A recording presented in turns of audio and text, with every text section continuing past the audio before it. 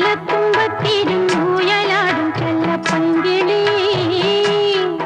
എന്റെ ബാലഗോപാലനെ എണ്ണ തേപ്പിക്കുമ്പം പാടടി